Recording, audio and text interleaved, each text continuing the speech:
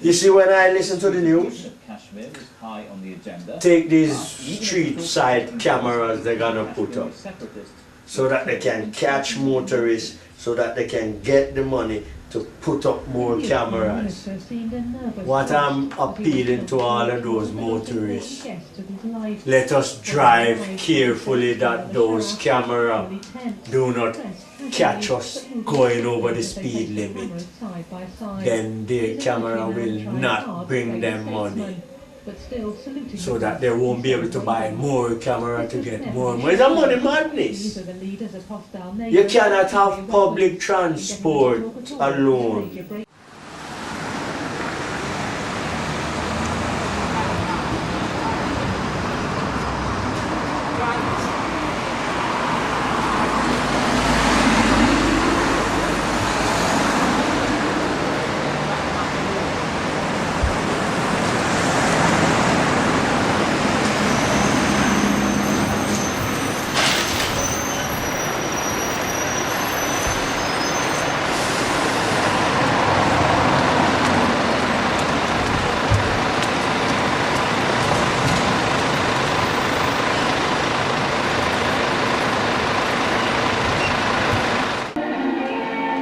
On Guy Fawkes Day, the 5th of November, the year 2000.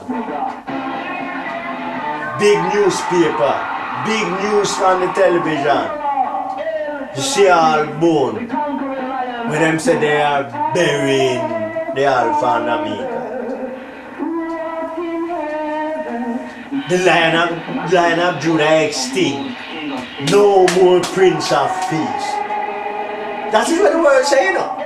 When them say them bury His Imperial Majesty. How can you bury Alpha and Omega? So what happened now? We have heard of His death. We have heard of His burial. The 3rd chapter is for us to see Him again. Because He's the one who we are going to crown King of Kings and Lord of Lords. So at this return, nobody do have nothing to say, because the whole are with the same dead, the whole are with the same bury. Well, the whole are we going to crown Him King of Kings and Lord of Lords. I am dealing with the man who some time ago came across Pontius Pilate. I got extract here with him said when he at the first coming he stood before Pilate. When he come again, Pilate is gonna stand before him.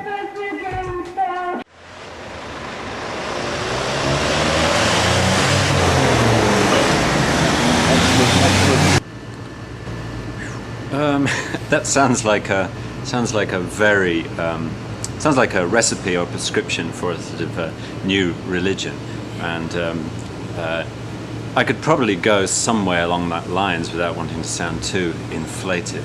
Obviously, poetry for me personally is deathly important. Whether it is to anybody else or in the wider cultural world, I really don't give a fuck, actually. I don't give a fuck about the audience of poetry, or whether there are good poets in the world, or how many people do this or that. It's more just it's a sort of personal affliction, you know, that I've grown so used to that I almost quite like it, wouldn't know how to exist without it. The legend. 3 flyboys armed with aerosols have just taken the liberty of spraying the neon legend "Poverty Kills" on the fake marble facade of a modern bank.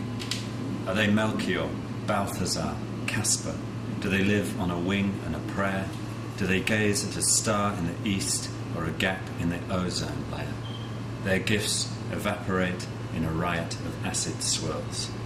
2 flee to take E by a rotting pear tree, but the 3rd returns to his poetry with the rapt attention of a monk illuminating a letter in the Book of Kells. You see, when he was Christ, and he came back within 3 days, it's like people would say, well then, him know the one there in every resurrection, if there's any truth in the resurrection. When this time now, when we born in this time of, this dispensation, 1974, the world here that Haile Selassie is dead. And when I saw the street side news vendor, little sheet, Haile Selassie is dead. And I said, come off with Peralta, how can Alpha and Omega die? Because they say, we know that officially. How can the King of Kings and Lord of Lords die when we know is him? How can Mussolini, Prince of Peace, die? How can the Lion of Judah die? Then you wouldn't believe in Jesus, how Jesus says he's coming back. And the world go on and on and on and on. One of the things that I think my work plays around with is a sort of putrescence which is at the heart of modernism. And modernism has that thing exemplified by, say, Eliot or Pound, which is this, they use the quote from Mallarmé to say, our job is to purify the dialect of the tribe, which is a very sort of controlling and colonial and sort of wielding of power. And that's the sort of side of modernism that I really dislike. But obviously I'm massively attracted to the actual work in modernism as well. So that attraction and repulsion is sort of what comes into the references. And if those poor sick souls who are familiar with my work will know that the referencing is almost sort of schizophrenic. It goes on and on and on and on. The definite article. Fame is the spur for everyone packed in this dim-lit bar.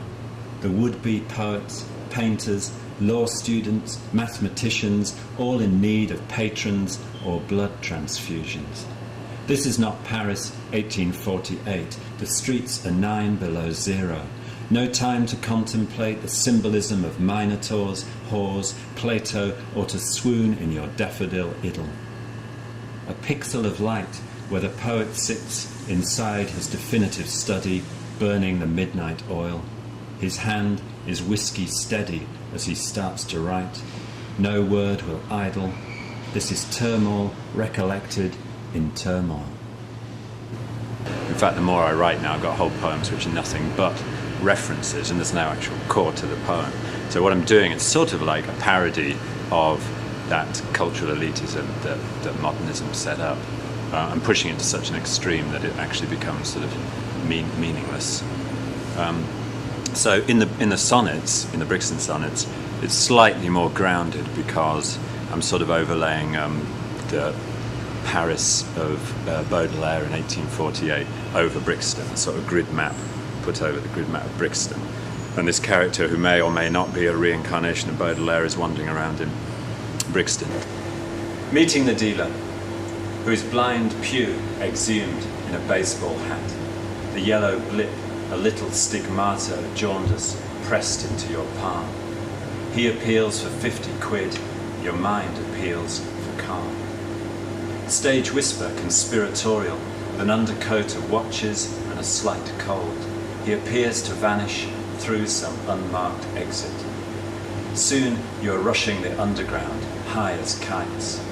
Naiads and dryads beat on silver trays and varnished gongs, or flap their daily mails like dragons' wings. Above your head the poster quotes John Keats, "Much have I travelled through the realms of gold." If one was to go into the Bible, in 25 minutes. you would see where they said smoke came out of his nostril, hail coals of fire was kindled from his mouth, darkness was round about him, and he bowed the heavens and darkness was round about him. So this is where this comes in. Hail coals of fire was kindled from his mouth. The man still missing. Out of control, out of the race, now Coulthard's virtually out of the championship.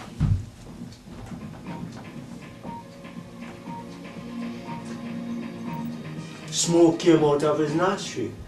So if anyone would ask me about cannabis, A secretly taped election video. I would say to them, cannabis contains 400 compounds. Michael Portillo's host. And when you burn it, it produces 2,000 different chemicals. Patel claims that the And it was an MP on television during the campaign. who uttered that and passed that knowledge on to me, and he said they do not know how it works. Absolutely, fundamentally, the opposite. So, just as how people have bread and wine at Holy Communion, the herbs that Ezekiel 34 tells you about, verse 29, and I shall raise up for them a plant of renown, and there will be no more hunger among them. You see? So, where cannabis is concerned, it's not that I tell people to go smoke it here, there, and everywhere. Because it's like, it's an upliftment of the spirit. It's not like having happy-go-lucky fun. It's something like when you take this pipe, no, I'm not supposed to just light it any and anyhow. You're supposed to bless it. It's a chalice. So the reference is a bit more grounded, particularly because Brixton was a sort of overspill site for the rich who lived in the centre of London. And so they built all the houses in Brixton. And so it was a very gentrified area. And then it gradually came downwards during the 60s, 70s and 80s. And then squat culture made it this very vibrant place again. So I'm making a lot of parallels between the riots in Brixton and the riots in 1848 in Baudelaire's Paris. So the allusions there are maybe slightly more grounded in the sonnets than elsewhere. But since then I've sort of picked up and make allusion and referencing almost a sort of deliberate act of pushing something over the brink. So let me open my mouth, oh Lord, but fill them with words of upliftment that the people throughout the world can see, Father, as simple as I see that thou art the Christ, the servant King. You came among us as if it's not you, because when you return, you shall reign forever. So let us all enjoy your creation, Father, and let us see each other in a loving way and stop this unnecessary killing. Change us, O Almighty God, Lion of Judah, King of Kings and Lord of Lords. Let we human, it doesn't matter what color, as long as you're human being and you bleed blood. Let us love one another, Your Majesty, so that we can live in your kingdom with joy and happiness, with the rejection of money. So let the word of my mouth and the meditation of my heart and our heart be acceptable in your sight, Your Majesty, Holy Lion of Judah. Selah. Russia has condemned America's successful test of its controversial missile defense system. They've called it a looming threat to nuclear disarmament. A dummy warhead was launched from California this morning and was tracked and destroyed by an interceptor. Out of his nostril, smoke came out of his nostril. Hail coals of fire was kindled from his mouth. He bowed the heavens and come down, and darkness was round about us. Now, Undercover cop. So long here, I'm blending into the furniture. Always positioned to the left of the dark bar, sipping my pint in tiny decimals, like a man with time or something else to kill. By the palm frond garden, a nose-ringed girl is kissing another girl. The pungent scent of lies and sensimelia drill through to my ever-attendant nostrils. That one there in the leather hat is one to watch. One, he smokes roll-ups, and two, I don't like her, or any of them.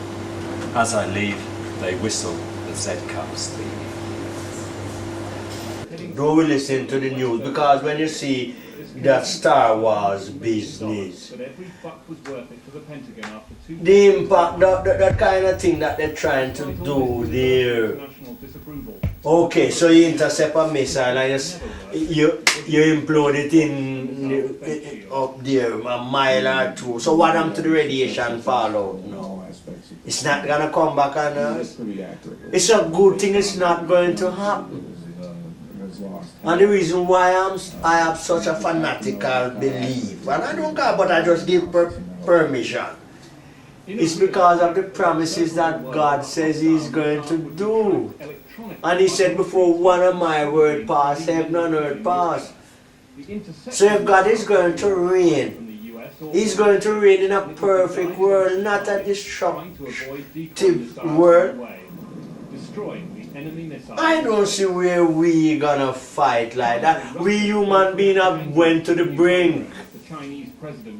How negative could you get? So the reference takes you completely away from the poem, rather than trying to be some clever little intellectual knot which the reader gets a prize for having unravelled. So it's sort of like a parody. But of course, parody, you have to love what you're parodying as much as you hate it. It's that equal balance.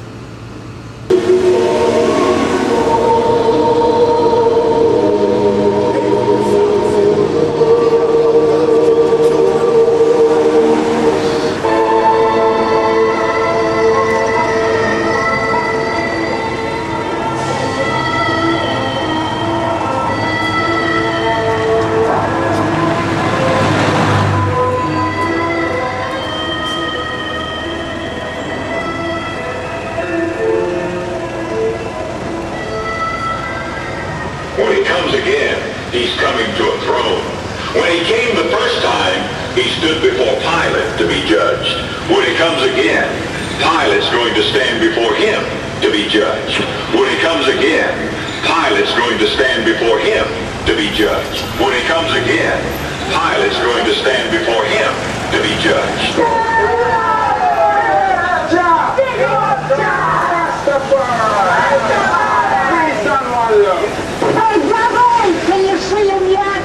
Emperor El Selassie, the conquering lion of Judah. Wake up the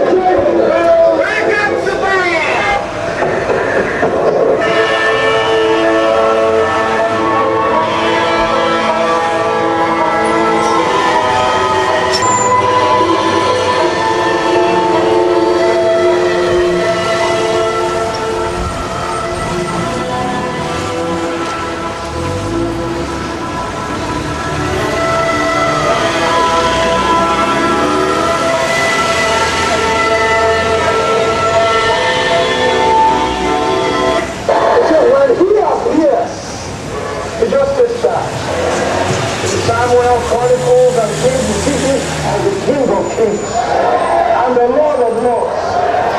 Nebuchadnezzar wanted attention, but this time the show is over. Hey, Grandpa, can you see him yet?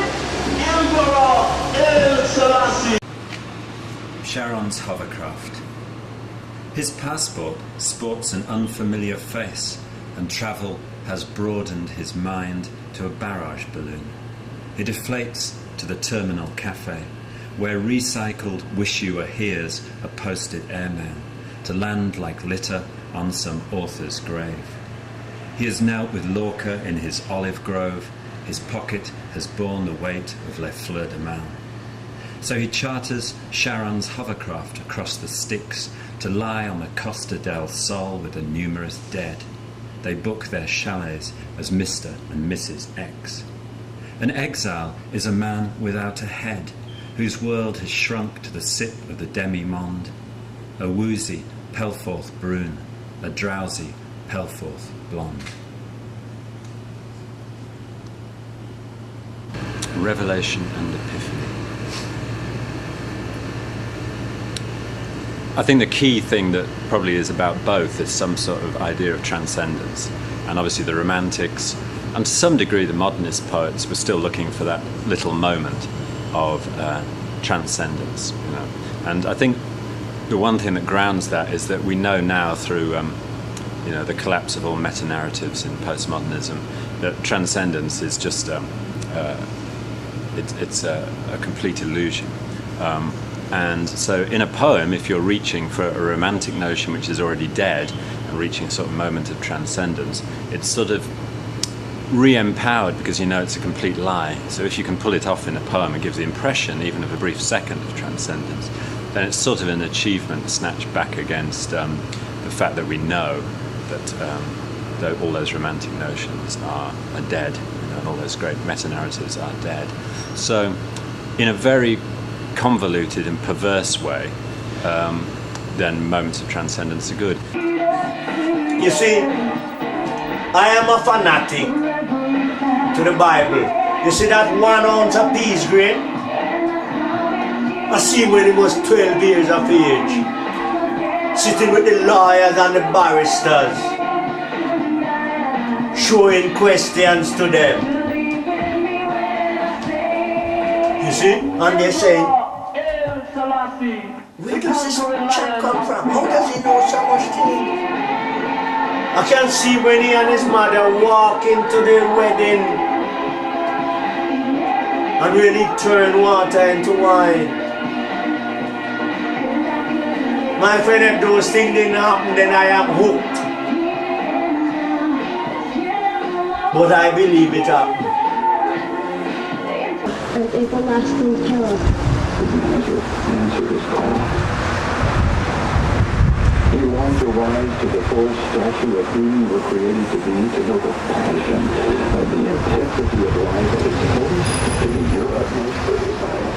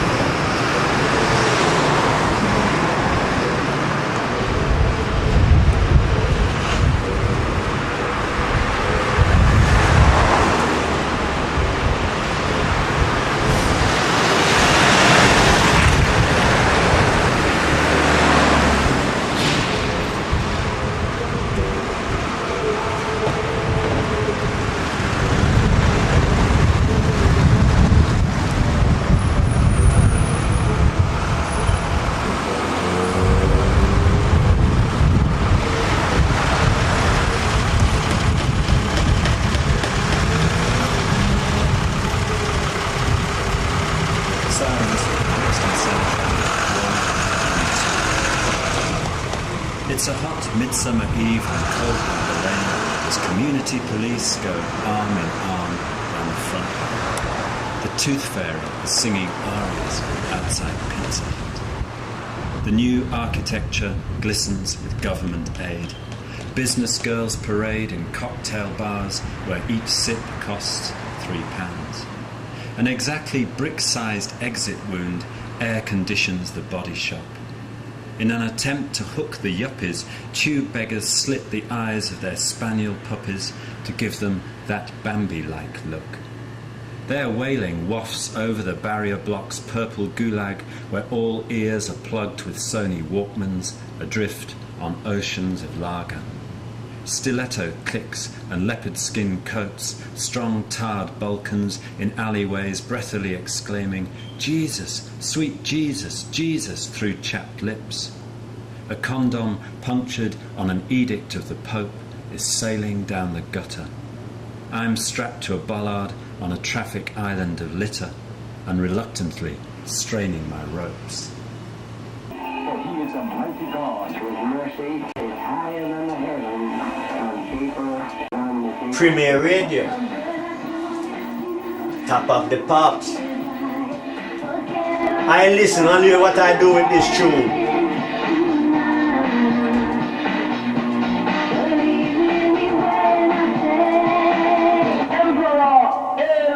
Selassie, the conquering lion of Judah. Here and now. No more nails, wings, no more nails.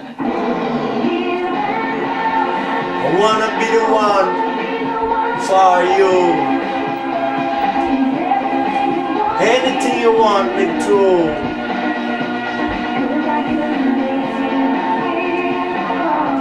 Emperor El Selassie, the conquering lion. This is what you call the final mix. The King of Kings and the Lord of Lords. Because she's singing that song and no boyfriend or girlfriend.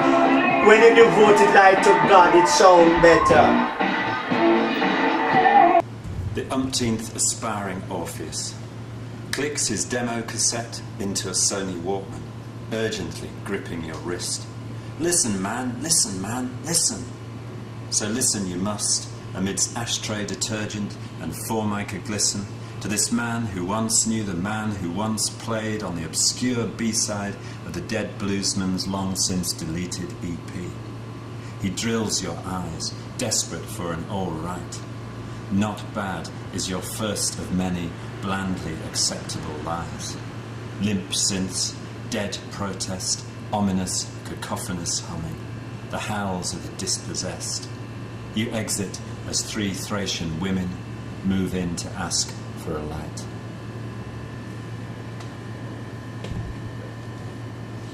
Epiphany is sort of a very old-fashioned word that makes me think of James Joyce and women wandering up to their bloomers in the ocean, ships cruising by and snot on rocks and things. And obviously it's a very religious word. And I'm sort of attracted to religious ideas as a born-again atheist. But I'm sort of attracted to them at the same reason that I know that they're completely bleak and they're not going to fulfill you at all. So, as I say, the triumph of if you can snatch 1 second of any transcendence or revelation or epiphany out of a poem, it is a sort of a heroic failure in a tiny spark in all that blackness. The conquering lion of Judah. Heaven! This one is different. Hallelujah. So once people think it's over for you, leave it to the fourth man. Somebody say, he's my fourth man. I need the miracles of your healers. Emperor El Selassie, the conquering lion of Judah. The fourth man. Hallelujah. So when he appears, he just sits there. In Psalm 27, the king of kings and the king of kings. When he comes again, he's coming to a coronation. When he came the first time, he came to a tree. When he comes again, he's coming to a throne. When he came the first time, he stood before Pilate to be judged. When he comes again, Pilate's going to stand before him to be judged.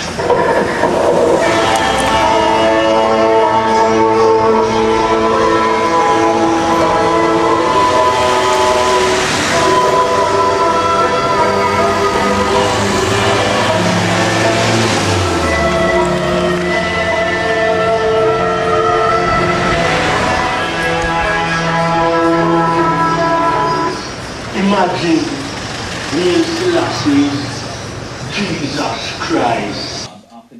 It's not money who developed the world, you know. It's our mind.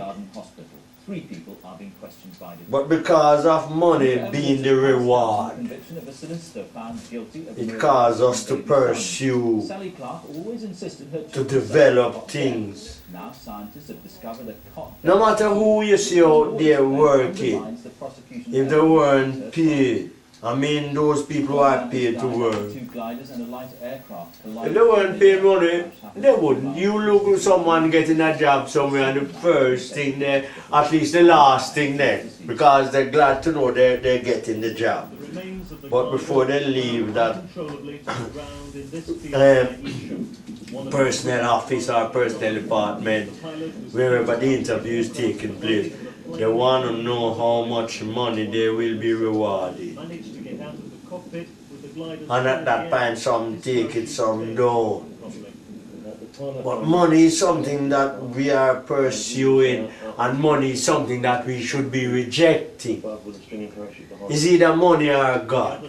But you see the way in which the world is, from an independent point of view, one say, well, okay, if you can't beat the system, join it. The first talks in 2 years. Well, my concept is to obey the system and destroy it. They were described as cordial and So it's almost more romantic than, say, the whole of Shelley's strong, high poems, because romanticism and the notion of transcendence was a given. They thought they could do that. So actually Shelley doing it was pretty easy in one way, given that if we've got to snatch any of those moments out now, then it's probably impossible. Another fantastic story. There was a time when throughout the world, every part of the world was sending their prince and princess to England for education. And I do not know where His Majesty was educated, whether he or whatever, but they were in a race on horseback. And when one of the horse came around the corner, they didn't see any rider on its back. You just see what I mean? That's God speaking. See what I mean? You see, Jesus Christ came back and lived among us as if it's nothing. You see? And when the horse came around the corner, the horse come around the corner and no one on his back. And by the time the horse come up to the I'm selling it to you, chap. Oh, I bought it because it would make you have your doubt. But then, you know, even if you have your doubt 99%, you cannot hold it 100 because you was not there to see. You see? I think that the underlying law that probably is still true, the oldest law that's still true, is that we're pretty close to animal. And that obviously civilization has placed a certain patina of laws and theories and delicate sort of notions on top of basically the fact that we may be the toughest species, or the one that's likely to survive, just below cockroaches.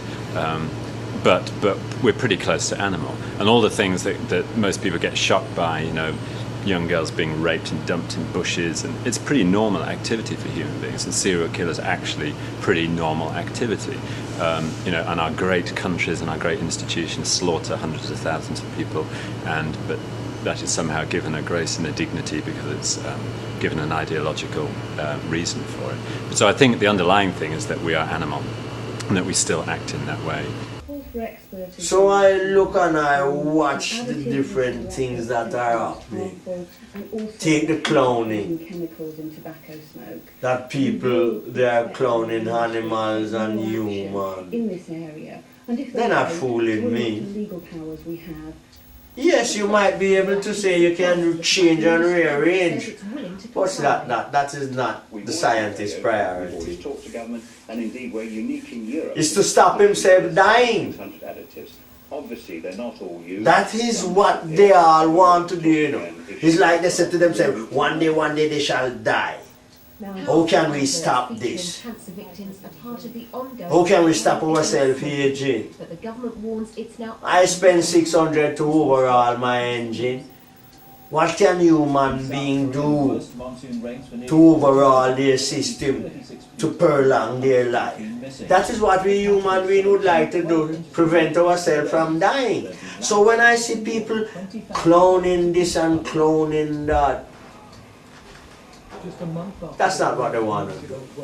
What I want to do is see if they can prevent people not dying. Outside. That searing flame in the undergrowth is a fox's slither and jump. Inside, Kentucky Fried Chicken boxes set siege to the wallpaper. We tune into the news.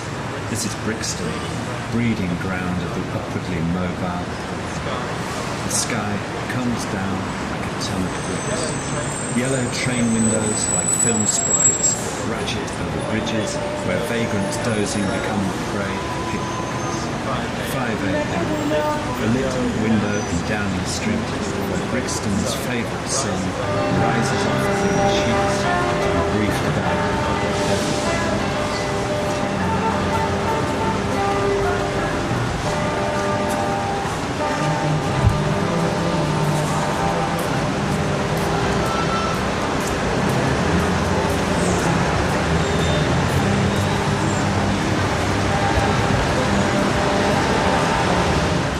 If you want to grant some sort of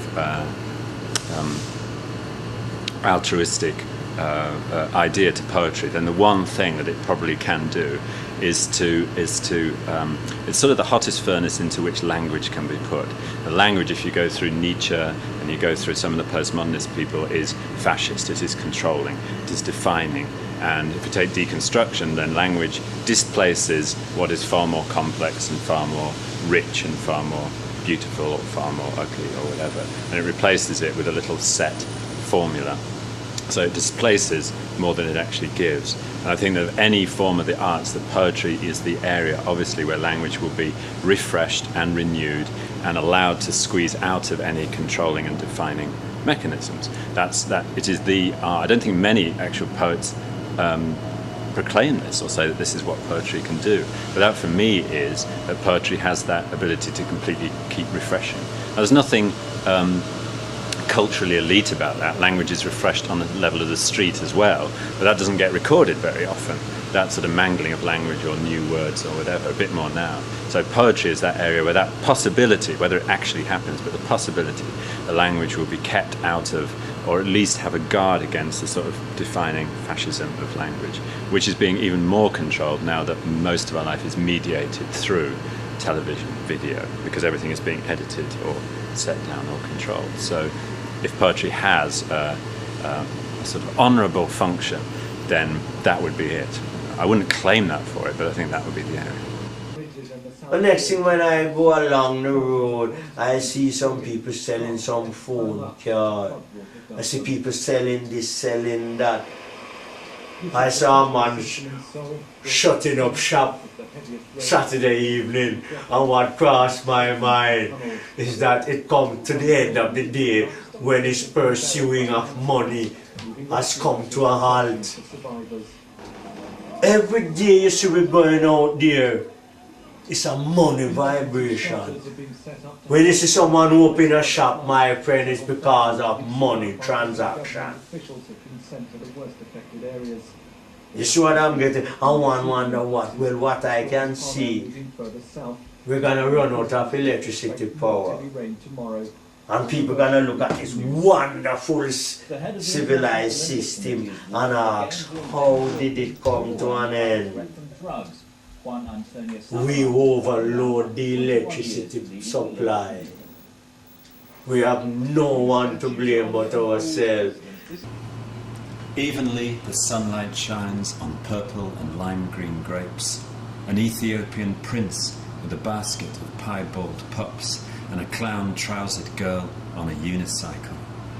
3 furred mouths suckle on the groin-deep thud of dub, whilst a white blur with a day-glow stripe sheds light upon the market stall, its overripe quince and watermelon, their lopped sides gleaming and buckshot with pips. We human beings, we will never use money to control our everyday way of life. It is not being run on a level path. When I sit down to eat, my friend, I don't just eat and be ever grateful. The Israeli Foreign Minister I can see those people who are not so fortunate. Afterwards, Mr. Peres said he was optimistic that the two sides... When I was working at Decca, man, I meet an African guy, man, who said, what is England? Him come to eat cheese. Astronauts on board the International Space Station have installed... When he was in Africa, he didn't know what a screwdriver was. The spacewalk. One astronaut said the operation was like... Sonny had a car, alligator and brand new car, and when he reached near Stockwell Station, the car was steaming up, and when the EA came, they found that all was wrong with the car. The car needed water. And Sonny said he didn't know. He knew of oil and petrol. He didn't know he was supposed to put water in. Ammonia in floor cleaners and cadmium. So you just imagine a world where people are backward. So when I sit down to eat, man, even if it's a slice of bread, I know people out somewhere haven't got that. You see, so where money is concerned, no, it's not right. The things we do for money, just to have our yacht, our champagne and caviar. Well, let us rest at 3 months or 6 months, man. And let the poor wallow into what we've been wallowing daily. That's what the world needs to do. What was I warned? It isn't the famous. What is your reason for existence? Why are you here? Can I ask you, what is your purpose? What is your reason for existence? Why are you here? Emperor El Selassie, the conquering lion of Judah. Earth and kingdom are foretold. The people who walked in darkness have seen great light. Those who dwelt in a land of deep darkness, on them has light shined. For to us a child is born, to us a son is given, and the government will be upon his shoulder, and his name will be called Emperor El Selassie, the conquering lion of Judah. Wonderful Counselor, Mighty God, Everlasting Father, peace, there will be no end, upon the throne of David and over his kingdom, to establish it and to uphold it with justice and with righteousness, from this time forth and forevermore. The blessed and only ruler of all, the King of kings and the Lord of lords, who alone is immortal, whose home is in inaccessible light, whom no man has seen and no man is able to see. To him be honour and everlasting power.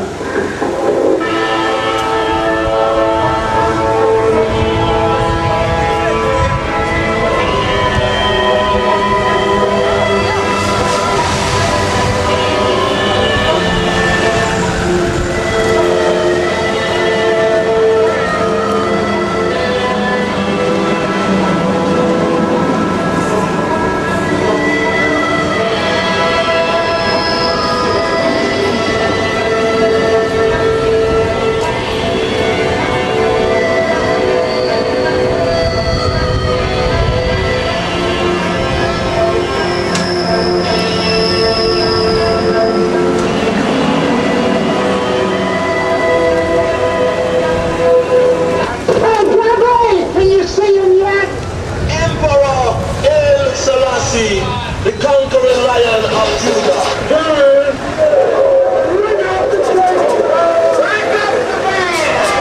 When he came the first time, he stood before Pilate to be judged.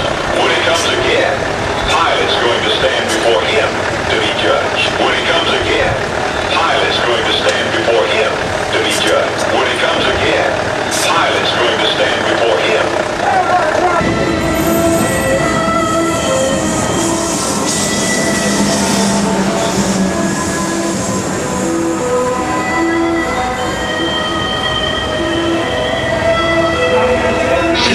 That you are here to record this picture of me in my palace garden at Addis Ababa. People who see this throughout the world will realize that here in the 20th century, with faith, bright and a just cause, David will still be well. He promised to help you avoid paying tax. He promised not to take any commission. And with no salesmen and no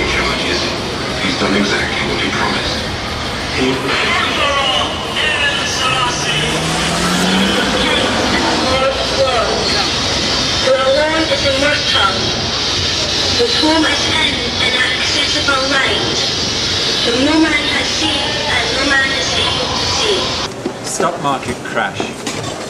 Here, a high-stacked golden triangle of Satsumas reach Euclidean proportion. A Rasta man in a skunk bonnet and neon camouflage cries "Rasklat, the fall of Babylon, Rasklat" at the seething population. A mugger lurks on the fringes of its sonnet. Coffee filters percolate in the little bars. Money is swapped for rumours. My pocket bears a peeling copy of Après le Deluge and enough loose change for one small piece of fruit. I lunge at the ripest on the bottom row. When one falls, the whole lot's got to go.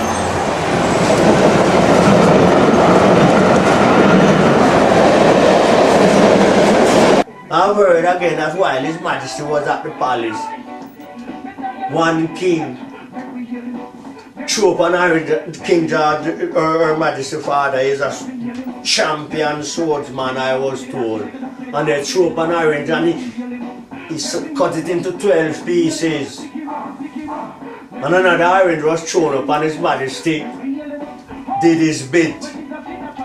And the people counted 1, 2, 3, 4, 5, 6, 7, 8, 9, 10, 11, 12.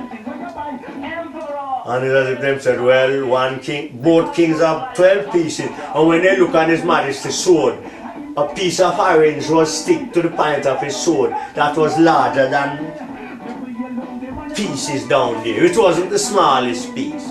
It was bigger than more than one pieces down there. So His Majesty Emperor Haile Selassie sliced that orange into 13 pieces.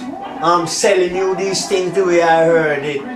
I think most poets sooner or later want to pit themselves against like classical traditional forms just to see. There have been lots of claims made for the sonnet that actually in the proportion of the traditional sonnet where you've got the octet and then the sextet, that proportion is pretty close to the golden section proportion.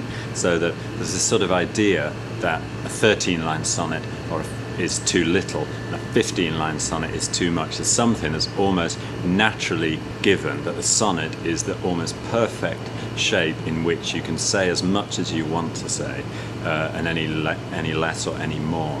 And so there's a lot of theories about that. Whether they're true or not, there does seem to be, having written sonnets, there does seem to be something where that it's sort of like an irreducible minimum. It does seem like a really perfect form within itself. And if that does conflate with the spiral in a fern or any of those ideas where the golden section is present all the way through nature, then that's quite interesting. I think it's slightly off. I think the proportion is like 1% off the actual golden section, but it's pretty near enough. So there's something about that maybe the sonnet is a very natural thing anyway. Certainly iambic pentameter, which the English measure, is very close to the English speech patterns and also to the heartbeat. So I don't think it's something, I think the form comes out of naturalness and then solidifies into a form. The thing with the sonnet is that, say something with the Brixton sonnets, what I like there, why not only wanted to use the French sonnet form because of the allusions to Baudelaire, but also because I like the idea that this sort of chaos theory that goes on in the way Brixton, certainly in the time I was living there in the late 80s, the way things happened by coincidence and chance, and then imposing this very, almost like a street grid, upon some of that chaos. So I like that clash between a sort of certain form and a certain fluidity. And obviously my sonnets they don't rhyme in the places that they're meant to rhyme, and the lines don't end in the way there isn't a turn necessarily after the two quatrains where there should be a turn. The turn might come at a different, so it's taking a form and then mangling it, and I think that's quite a nice tension between the way that people live and the sort of floating and fluid ideas that happen within sort of a vibrant multicultural area like Brixton. I mean, people have written, Ken Smith did a whole load of 13-line sonnets, and you could almost define a sonnet now as not even being 14 lines because people have dropped below and dropped above. Paul Muldoon's got a famous one where he spills over. It says, and something else. It made me think of something else and something else again.